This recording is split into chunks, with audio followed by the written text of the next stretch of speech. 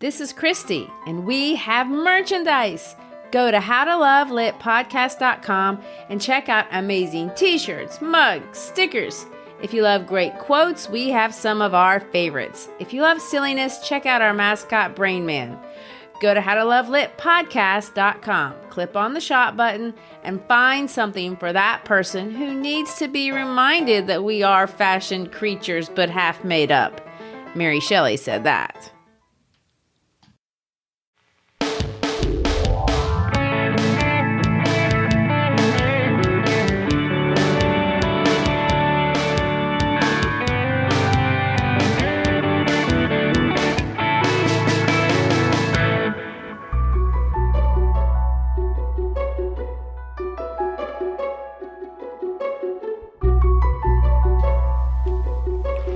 Hi, I'm Christy Shriver, and we're here to discuss books that have changed the world and have changed us. And I'm Garry Shriver, and this is the How to Love Lit podcast.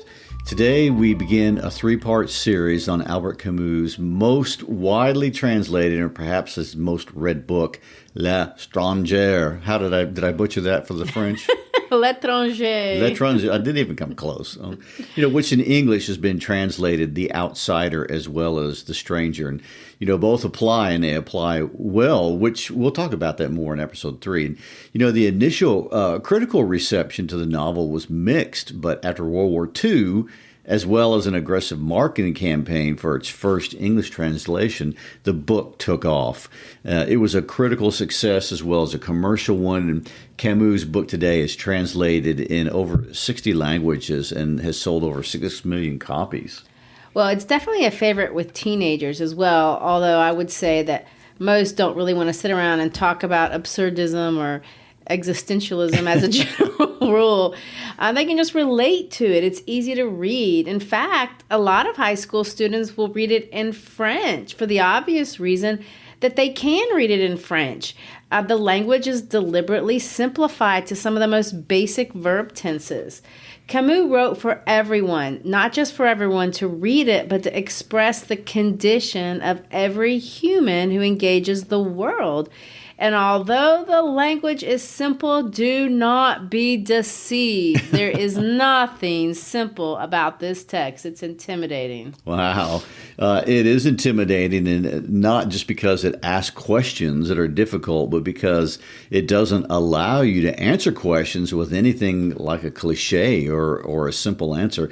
In fact, for Camus to do so was to commit philosophical suicide. It is to give up on life itself and to become the Meursault of part one, or not be the protagonist of your own life, so to speak.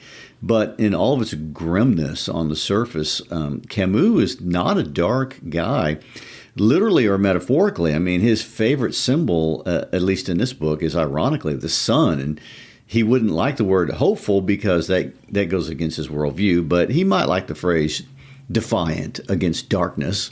Yes, I think he would. But before we get into the paradox, which is the thinking and writing of Albert Camus, let's talk about this man who managed to be the second youngest to win the Nobel Prize for Literature, and that was in 1957. Well, as an aside, who was the youngest? Rupert Kipling, and he did it in 1907 at the age of 41. Camus, by the way, was 44. And seems to me he was more surprised than anybody that he'd won. He comes across, if you read what he said about it, kind of embarrassed, and very humbly said that if he'd had the vote, he wouldn't have given it to him, but to somebody else. I love the fact, too, and this is my favorite thing about it, that he immediately wrote a letter to one of his elementary school teachers back in Algeria. This is what he had to say. When I heard the news, my first thought after my mother was of you. The name of the teacher, by the way, that's getting this shout out is a man by the name of Monsieur Germain. Without you, without the affectionate hand you extended to the small, poor child that I was, without your teaching and example, none of this would have happened. I can't help but be charmed as a teacher. It's just endearing, and it's what everyone wants to hear. And someday if I have a student who wins the Nobel Prize for Literature, I hope they say that about me. Well, of course. Anyway, I mentioned he's from Algeria because that's such an important detail in my mind for understanding him as a person. And although it's arguable in critical circles that understanding context is not necessarily important to understanding a book, this case, I think worldview is extremely important. Yes, some would call that rhetorical context. Well, I think they would. But we need to know something about this place, which a lot of people don't know. Algeria is the largest country in Africa, if you just want to talk about total area. True. But it's large by world standards as well. It's the 10th largest country in the world. It's the world's largest Arabic country. It's in North Africa. Tunisia, where part of Star Wars was filmed, is on one side, and Morocco, where Casablanca was set, is on the other side. Oh, speaking of Casablanca, that was released 2 years after Camus published The Stranger. So if you want to kind of visualize, the age, that they may give you some visual context. But Garry, tell us a little bit about this place that Camus called home, the place where The Stranger is set, and the place that held Camus' heart for his entire life. Of course. Algeria historically has an extremely long and rich history dating back remarkably to 200,000 BC, but I'm guessing you're not interested in going that far back. No, I'd say that pretty much eclipses Camus, Homer, Sophocles, anyone we've ever written about at all. It does. Well, as you would expect, as with every other part of Africa, Algeria experienced European colonialism. And by 1848, nearly all of Algeria was French. And just like we saw with the American experience, many Europeans who were having trouble in Europe or looking for a place to find some upward mobility looked to migrate to this new colony. And why not? If you are a struggling French man or woman, Algeria is beautiful and it's warm. It has beaches. There was a lot of allure. And Camus' great-grandparents were part of this movement. These French Europeans who came to Algeria in search of a better life were called pieds noirs, or Blackfeet. But just as we saw in our series, Things Fall Apart, colonialism takes a toll on indigenous populations, and European colonial governments didn't treat local peoples equally or even respectfully, although they were technically French citizens. And, in the colonial system, pieds noirs dominated government as well as the wealth of Algeria.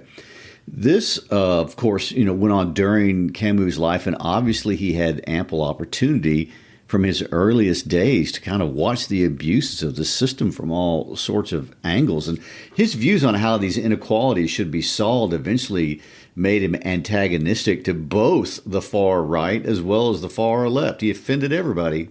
Yeah, I've read his views and what people thought of him. And at first pass, I agreed with some of the accusations that I read. He had this really strong peace first, never violence approach. And some would say, and they did say, that that's naive and only a pie in the sky type of philosopher could ever indulge such an idea. But as I look at what happened to Algeria, and not just there, but everywhere else in the world, he seems to make a lot of sense to me. I would say that his ideas were probably ahead of his time in many ways.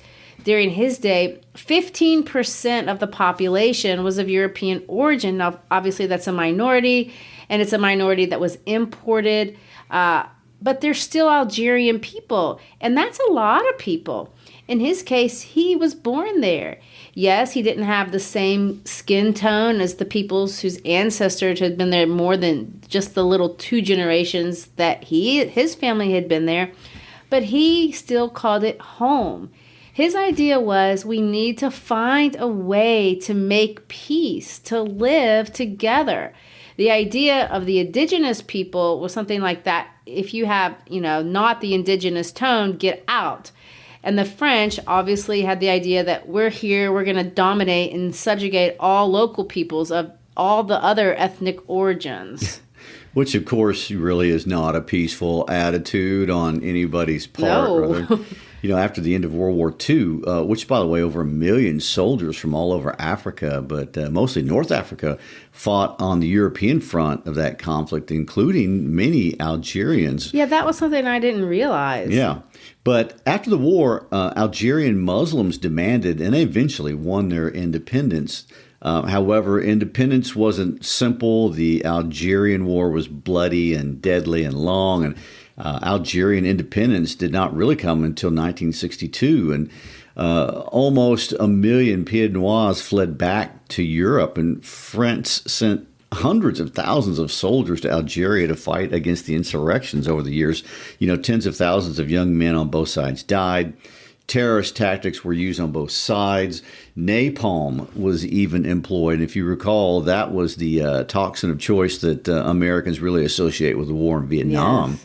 There were horrible internment camps, but the death count isn't the only measure of devastation. I mean, by the time Algeria finally proclaimed its independence, 70% of the workforce in Algeria was unemployed, and businesses that had been run by European descendants had been confiscated by the state, but many were not being administered productively. And, independence created a power vacuum internally, and political factions vied for control. And for average people, life was a very difficult struggle. So it's a mess. But that was the Algeria during Camus' lifetime. He died in 1960. That's just 2 years before the independence. Yes, and let me add that even into the 1990s and the early 2000s, Algeria has experienced incredible internal violence and civil strife. I mean, it does make Camus' call for peaceful resolution seem more and more reasonable, at least less costly for the average person, which, of course, was his upbringing and who he cared about protecting. True, and it is Camus' understanding of Algeria that shaped his personal story, his politics, his philosophy, his art.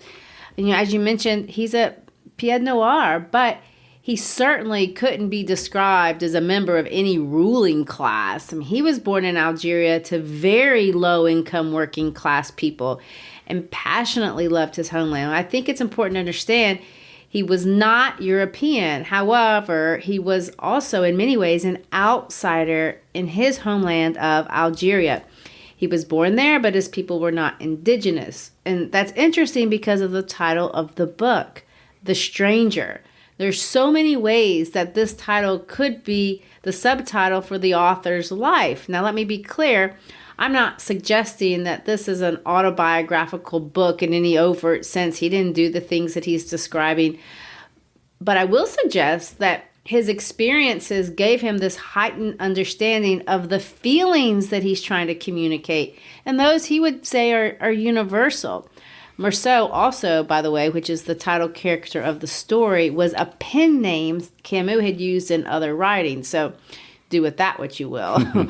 But the experiences of his life did leave him an outsider, and not just because of this geopolitical situation. Camus' father died in one of the first battles of World War I, and Camus was only 1 year old at the time. So the family had to move in with his uncle and their grandmother, and he was fatherless. That's a handicap, as you might expect, but the situation financially wasn't awesome at all. In fact, the family was in total poverty. Here we see this little Camus being another version of an outsider. He's the poor kid. He's the kid with no dad. His mother worked in factories. She was a maid. And she did all kinds of things that poor single moms have to do to make ends meet. This is not something that would inspire a child with family pride. She was illiterate. She was deaf. She had a serious speech impediment that kept her from speaking. These, by the way, were a result of a childhood illness that she had growing up that had gone untreated. Camus deeply loved his mother, but I've read that she was a distant person emotionally. I can only speculate that because of the circumstances of her life. I don't know. But I can imagine that being deaf and not being able to speak and having all that work is a challenge in building relationships and intimacy. Camus said this about his mom later on in his life. He said, "When my mother's eyes were not resting on me, I have never been able to look at her without tears springing into my eyes. You know, I also read, although this is getting farther along in Camus' personal story, that he commented when he received the Nobel Prize that his mother was one woman who would never be able to read his speech. I know, and I think it's important to bring his relationship with his mother out because of the famous first line in The Stranger, but we'll get to that in a minute. Camus, without any privilege of birth or education, was still brilliant, to the point that he managed to stand out and receive a scholarship, and he attended a very fancy high school there in Algiers. But as you can imagine, he's the poor kid, so yet again, an outsider. The poor kid in the rich school. Orwell spoke to that. Yes, true, but he was successful there, and more than just academically. I mean, he played soccer, and in fact, he was pretty good at it. Yes, he was the first-string goalie and perhaps might have been a big shot at sports on a bigger level, except at age 17, he contracted tuberculosis. Another setback, another way to feel like the outsider, the non-healthy person. I mean, his disease shocked him. Nobody expects to be confronted with potential death at the age of 17, especially an athlete. He had to drop out of school. He had to drop out of everything. So I hope you're seeing the trend here. This is a guy who can't catch a break. That's terrible. And Camus is definitely not the cliched, spoiled, rich kid, privileged thinker, who attends elite universities and sits around the Parisian cafes or salons discussing personal omniscient theories about existence and the nature of the universe. No, that cliche is more suited to his buddy old Jean-Paul Sartre. Although Sartre's ideas, I wouldn't say they're cliches, they're interesting, but just the background, in fact. Sartre, by the way, wrote a great explication of The Stranger, but before we get into the Sartre-Camus drama, and they are associated together a lot of times when we talk about existentialism, although not always on good terms. But before we get to that, I want to keep talking about all the different ways that Camus gets his butt kicked by life. Oh my gosh. Here's another way. So he shows up in Paris. He's got an edge to him that's kind of sexy to the upper crust. I mean, he's brilliant, good looking. He's like the bad boy from the provinces, if you want to think an old black and white movie. He's the James Dean of Algeria. But before, he recovers his health and returns to school. Oh, I forgot to mention, before any of that, he marries a girl named Simone Heil. She's beautiful, but she has a drug problem. Ooh. The marriage goes poorly, another setback. So that all happened before he gets to go to Paris. So in 1936, he graduates from school. He gets involved in supporting the Algerian Muslims. He joins the Communist Party. He creates a theater group. He wants to bring art to the working class. So he's very busy. He's very active. He's very energetic. All of these things. This is interesting. Camus joins the Communist Party precisely because he doesn't believe in how the French are treating the local people in Algeria. And he believes in fairness and equal opportunity, and he sees that the power in Algeria is disproportional. And it's obvious to everyone that the French are really abusing the local populations. And he wants to be part of the solution, and he wants a peaceful solution. And he wants maximum freedom for the maximum number of people. All the things that communists were espousing with their words. However, through the war, he eventually changes his attitude towards the communists. Yeah. When I read that, I thought, oh, does that mean he moves back towards the right? But he doesn't really. I mean, he continues to be a leftist, if you just want to look on his personal views, his entire life. He does believe in the idea of equality. The reason he doesn't like the communists, because he doesn't believe that they believe that. He thinks that when they get in charge, they do many of the same things that the fascists were doing, and they were just using that message to get support. Exactly. And we see that as a problem in politics for all ages. I mean, from antiquity, it's a problem today. Camus finds Stalin and the communists to be as awful as Hitler and the fascists. And he does not believe the ends ever justifies all the means. And so he eventually became disenfranchised and despised by both the right and the left. Well, looking back with the lens of history, I would say that we should give him credit for that. But it wasn't popular in 1940. Speaking of 1940, that's the year, to get back on track with his story. He's divorced from Simone. He's moved to Paris. But that's not the best time to move to Paris. 1940 is the worst time to move to Paris. And, France is going to fall to Germany in June of 1940. And there are famous pictures that most of us seen of the Nazis marching through the Arc de Triomphe. Well, and Camus gets trapped. I mean, he tried to go home, but he's stuck in occupied Paris. And so he does what he can. He takes an active role in the resistance. He literally risks his life the way he can through his journalism. He inspires the people of France to not give in to the Nazis, to hold on to the resistance. His essays from this period are actually published, and people still find them inspirational. If you want to read one, you can Google the almond trees. But more interesting for us, this is also the time period that he will write the 3 works that changed his life.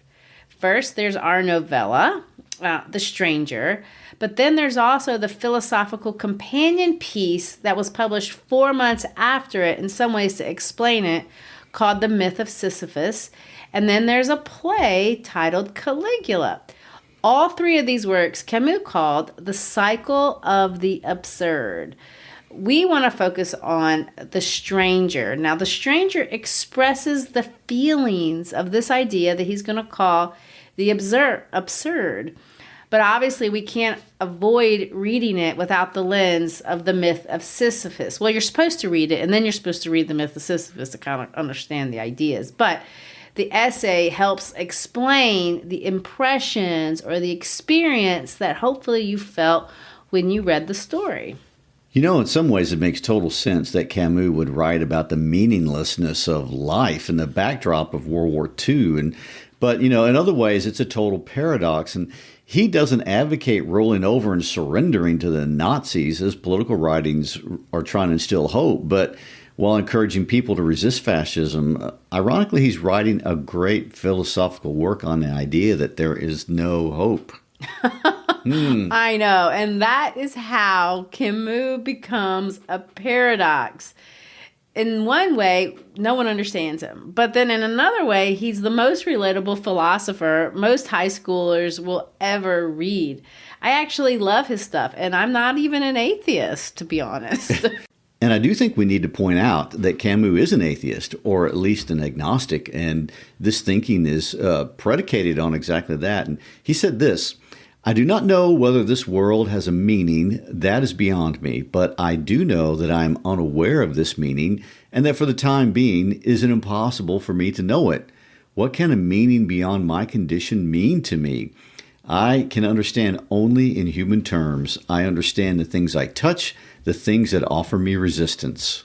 And of course, this is a completely rational position to hold, and everyone can understand where he's coming from.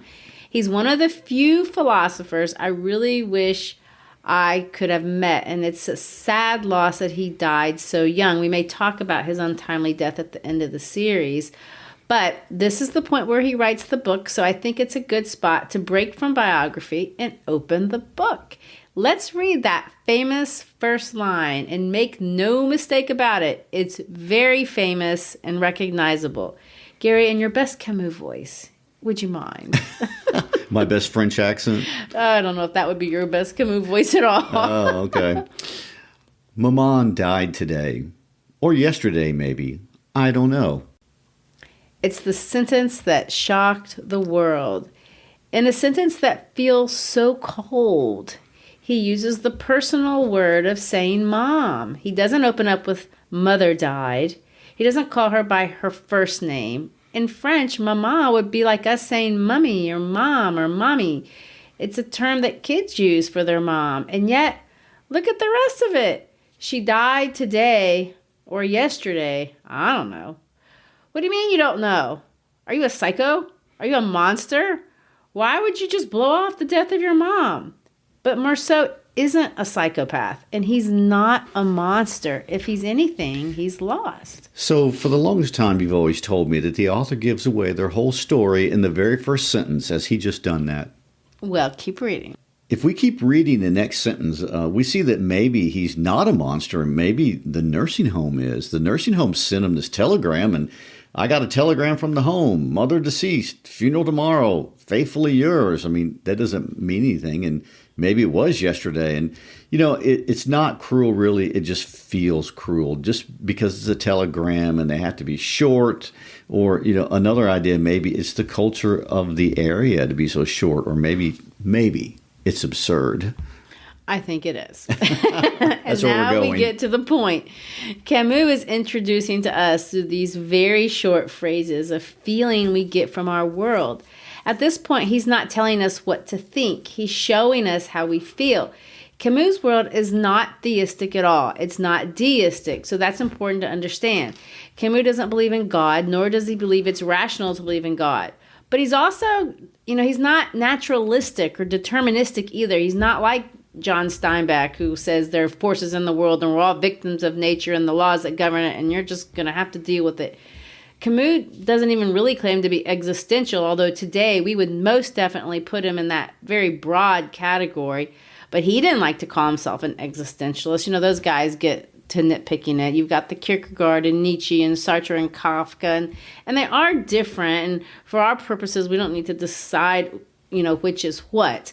The point Camus is making here, and it's a point that we can understand, is that the world is really an absurd place to live. And although we can go through the routine of our daily lives, making ourselves busy, doing things that at the moment we think are really important, there will be moments in our lives, and he would suggest only if we're lucky enough to have them, when we are absolutely hit in the face with an undeniable truth that the world is one heck of an absurdity. And as a young man in his 20s, you could say there's some anger there. Well, so once again, the author is going to tell the whole story in the very beginning. Yes, you're right. Okay. But let me add this. This is a book that will, with all intentionality, offer no commentary or no explanation about anything at all for anything that will happen in the story. But here we're going to receive some of the only words of explanation. And let me remind you, there's a lot of scandal that's going to happen in this book. None of it with explanation. But he does here, he says, that doesn't mean anything. Well, in context, doesn't he mean that it doesn't mean enough for him to know when she died? Yes, of course. But what I think we're supposed to see a little bit beyond that. His mother's death sets off events that will define events. If we're looking for meaning, which of course we shouldn't, because there isn't any to be found. It's absurd. I know. Although we will find ourselves trying, even subconsciously, as we go through the events and the story. There's something about our brains that's going to try to find a correlation that we see Camus must be making. He's taking great pains to do so, but he's not. He's actually taking great pains to clearly show that these events and every sentence actually is disconnected. Every action is disconnected from every other action in the story. It's a futile hunt to look for meaning in a book that is meant to teach us that there is no connection between events. It is the nature of our existence, and this he will call the absurd. And as soon as we read these first lines, if we're honest, we intuitively identify with them, especially if we've lived more than 5 minutes in this world. We know exactly how this feels. I mean, this book describes a feeling of not being able to feel, or to feel an unidentified guilt, or, to feel impulses that are even self-sabotaging. It's acknowledging feelings that are fair and indeed human to feel. And, there's a moment in everyone's life, hopefully, if you're not a sociopath or a narcissist. When we realize things just don't matter in the grand scheme of things. And Merceau is experiencing this at the death of his mother. He describes asking off from work and being made to feel guilty to the point where he literally says in defense of himself, "It's not my fault." This guilt feeling is an abstract guilt, and he's aware it's coming from somewhere outside of him, and he's not important enough to matter that his mom is dead. And he goes on to describe his bus ride to the old people's home, and it's remarkably plain. The world is the same. His mother is dead, and as he says to himself before he catches the bus, it's almost as if my mom weren't dead. After the funeral, though, the case will be closed, and everything will have a more official feel to it. I mean, there is a sense he understands the universe, but just doesn't care. Yeah, I want to go back to something you mentioned. That word fault is used on that first page. And in this book, where the main character for the whole book will seem so detached from everything, it's strange that his boss has been able to make him feel guilty for something that is entirely not his fault. This is something to take note of, and we're going to revisit this next episode when we talk about this idea of guilt in full, because this is probably the most important idea of the whole text. Merceau does commit an action that is his fault. We'll see that next episode. At least we think it's his fault. And then they make us question, well, is it his fault or is it not his fault? Camus is interested in guilt, and he's trying to solve the problem of guilt. So there's your cliffhanger for next week. But on to your more important point for the moment. As we read Merceau's recollection of the death and then of the funeral of his mother, there's something to relate with here. For one thing, Merceau's mother's death is reduced to a telegram without even a definitive point of time. Both she and he are just specks in the universe, and the death of a speck is of no consequence to anybody. I totally remember the moment I understood this about myself. When I graduated from high school, my parents sent me back to America. As you know, I grew up in Brazil, and as a child, I thought I was the center of the world for my family. And then I went from one day to being somebody in a community and in a family to being a nobody from nowhere. I was a speck. I remember showing up at college in Arkansas. I didn't know anyone there. And I went to a dance that first week on campus. I drove myself to the skating rink. That's where they had dances there. And I wanted to make friends, so I walk in. No one greeted me. No one talked to me. No one invited me to dance. I tried to go up to a couple of people, but it was all strange. They knew each other. I was invisible. I was unwanted.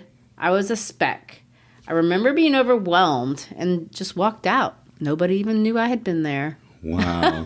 Everyone has those moments, and there could be more than one.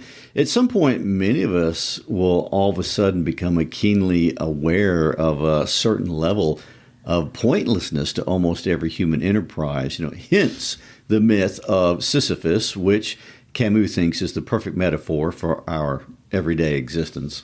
Yeah, so much so that he gave his essay the title.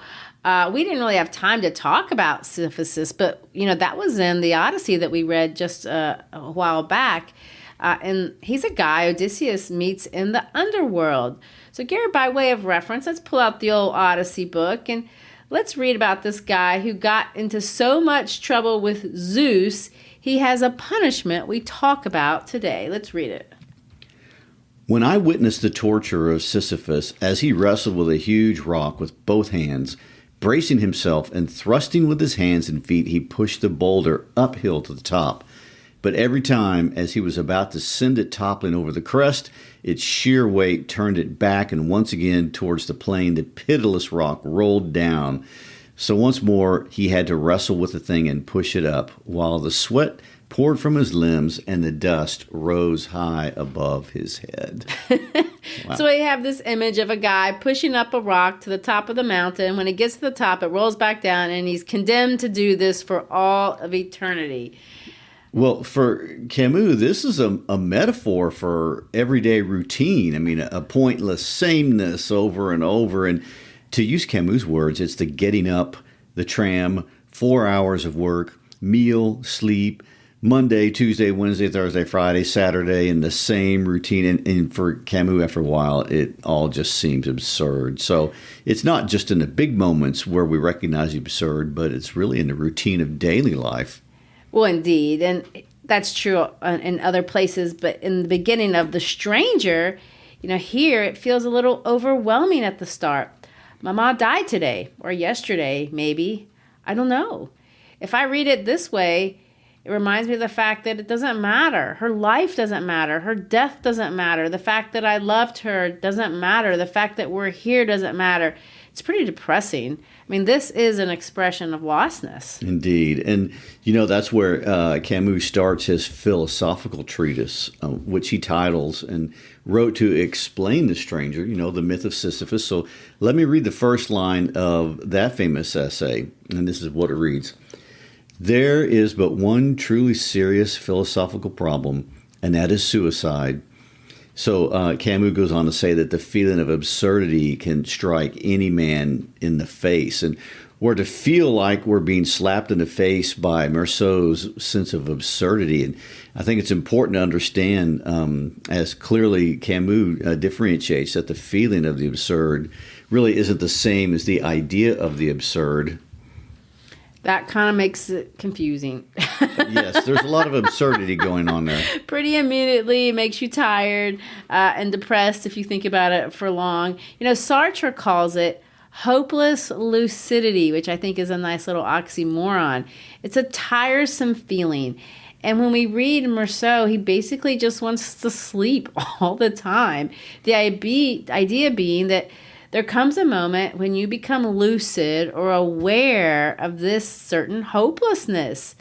And that is the beginning point. If you read the book and you begin to feel disoriented, that's a good thing. You're on the right track. If your next feeling is boredom, now you're really getting the point. Well, there's a lot of irony there. So we're supposed to be bored by reading this? I mean, I guess every student can identify with that. But, in fact, I think that's happened to me in lots of books that are not about the existential meaning of life. True. But the scene Camus goes on to describe in chapter 1 is described in as brief a way as humanly possible. When you read the book, you think, open it up, it's about a mom and a son. You think it's going to be about their relationship, about maybe overcoming his death, but really that's only about 12% of the whole book. In reality, the death sequence has nothing to do with anything else. And to make it connect is arbitrary. It's making arbitrary connections between the funeral and the events that follow. This will be an obvious point of absurdity. I was thinking that's where it was going, towards absurdity. And, here are a few of the sentences as Camus writes them. And they sound like a journal someone's keeping for themselves when they have to document their actions for a court case or something. He says it like this. It was very hot. I ate at the restaurant at Celeste's, as usual. Everybody felt very sorry for me. I ran so as not to miss the bus. I slept almost the whole way. The home was 2 kilometers from the village. I walked them. That's not very flowery. No, exactly. All these are very short, isolated sentences that have no connection with anything. There's not a connection made between one sentence and the other. They do not explain each other like you might expect in a typical plot progression. They're just declarative observations. And somehow we arrive at a feeling of lucid hopelessness.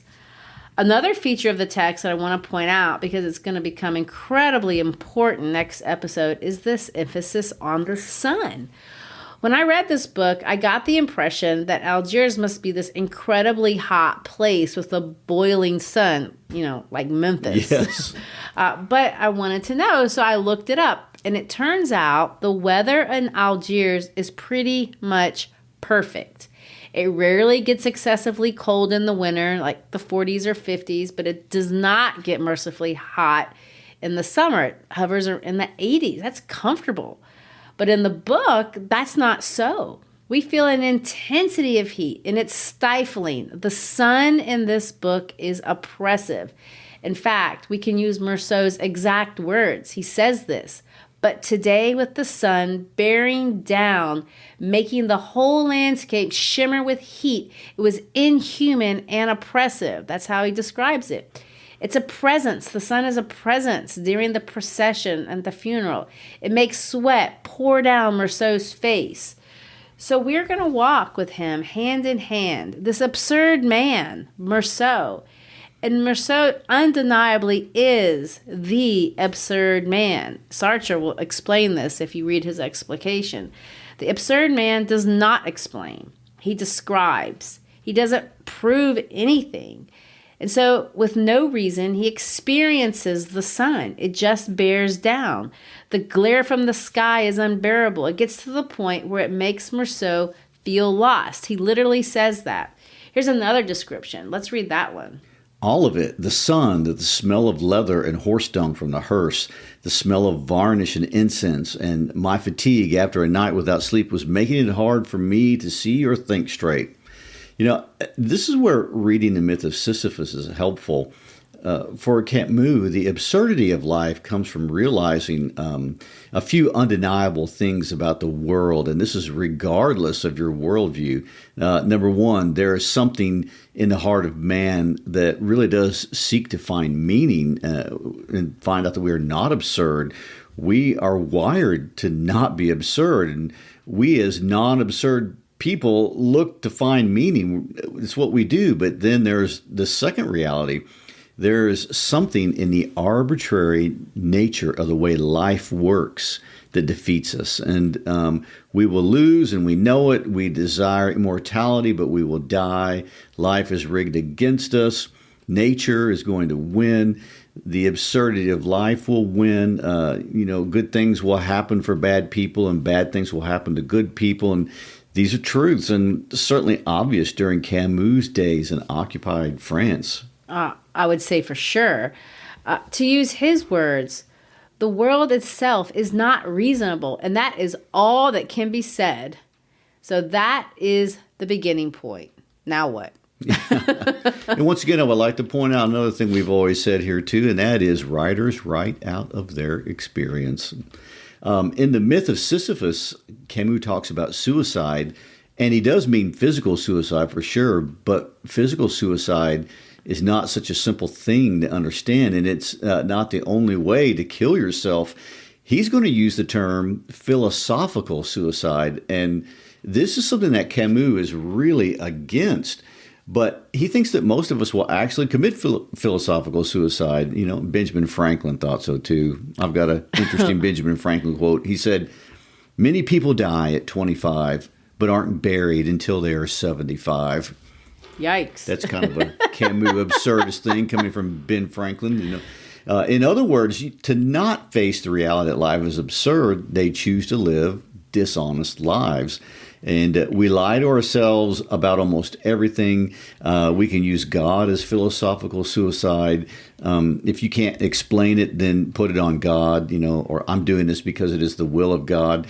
It's a simple answer to a very complicated question. But if you can just chalk everything up to God, then that's really an easy answer. And it's a way to stop asking the question that is going to remind us that we're absurd. Camus focuses on religion quite a bit, but religion certainly isn't the only thing in this world that can bring meaninglessness for the absurd man. I would suggest that in the year 2022, we literally are using drugs and we're using entertainment in the same way. In a rich country like the United States, we use the pursuit of wealth to find meaning. And more recently, we've used morality, not religious morality, but secular morality. And we parade it over social media, proclaiming this platform or this or the other one. But in reality, it's all really pretty absurd. And Camus says we have a mind that desires meaning and a world that disappoints in giving that meaning. And so we walk on with Meursault. We experience with him the very basic feelings of life. My mom's dead should mean something, but it doesn't. It's just inconvenient and it's uncomfortable. It makes Meursault hot. It makes him tired. We experience through him the absurd. With Meursault, we experience what we glean from our senses, but not a whole lot more than that. In chapter 1, we experience a lot of discomfort, but in The next episode, we're going to talk about sex, food, cigarettes. There are other strong physical sensations besides the sun, although that doesn't go away. We will watch Meursault be pushed around and do things that personally I find morally repulsive. He's not a part of anything. He's just a reactor. He's into nothing. He's not a soccer fan. He's not a businessman. He's not even a film buff. He's quite the outsider in almost every way. Although I will say, he doesn't seem to have trouble getting a girlfriend. That's not absurd to him, apparently. But she does. I mean, I think she's kind of attracted to him because he's a weirdo. So maybe there is just that. He is a stranger. He is l'étranger. Your French pronunciation is so much better. But I would like to say, Christy, at this point, you are not leaving us a lot to look forward to. I mean, this seems like we're heading toward nihilism and a foregone conclusion that we know the answer to the suicide question, and it's not a good one. I know. It does feel that way in chapter 1. And I do admit there's a lot more boredom ahead, and he has more poor decision-making or lack of decision-making, I will say, in his immediate future. But let me end with this. If this were all that Camus had to say, he would not be interesting. In fact, he would be in a high school, poetry journal. I had a friend in high school. He was French, by the way, honestly. This is an aside. His name was Lohan. And Lohan was a nihilist. And he's a nihilist at age 18. And he would go around saying this to me all the time. I can still hear him in my head. He would have 3 cigarettes in his mouth. And we were friends. And I'd fuss at him about smoking. He loved to smoke. But he would say to me, "You die, you're dead, so what?" With that accent? Yes. But that's not Camus. Camus never lost faith in justice, the life of the spirit, the power of truth, and he rejected nihilism completely. He actually said this, and I quote, "All of us among the ruins are preparing a renaissance beyond the limits of nihilism." He said this later, "No, everything is not summed up in negation and absurdity. We know this, but we must first posit negation and absurdity because they are what our generation has encountered and what we must take into account." And so we begin with the uncomfortable sun glaring down, making us hot, sweaty, sleepy, and reminding us that nature always wins. Yes, that's the idea. The absurd reality starts with honesty, and that is the opposite of philosophical suicide. Negation and absurdity are just the beginning. I mean, it takes a certain amount of courage to do what he's asking us to do. The alternative is the Meursault of part 1, the absurd man. And as you said, he's not really that likable. Not really. Well, thanks for being with us today as we go deep into the world of absurdity. We ask that you follow us on our social media, communicate with us, check us out on our website, howtolovelitpodcast.com. We have merchandise. We have shirts and cups and stickers and banners and all kinds of fun things. Do. We appreciate your support. Thanks for being with us. Peace out.